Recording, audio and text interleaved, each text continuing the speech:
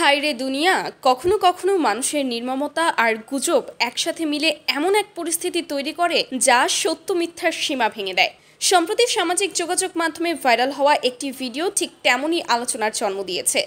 ভিডিওর ক্যাপশনে লেখা, বাবা মারা গেছে, তাতে কি, সম্পত্তি বুঝে নিতে হবে, সাবাস মৃত বাবার সন্তানেরা। এটি লিখেছেন সুজন শেখ নামে একজন ব্যক্তি।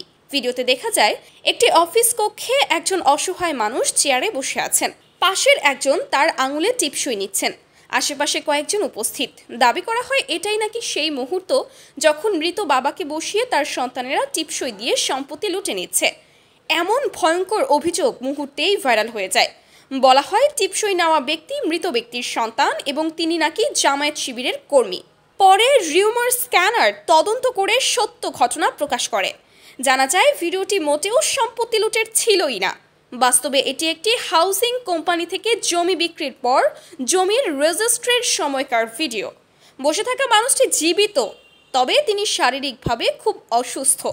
পাশে দাঁড়িয়ে থাকা মহিলা আসলে তার স্ত্রী হন। অতএব এটি ছিল একটি ভুল বোঝাবুঝি, যা গুজবের কারণে বড় আকার নিয়েছিল।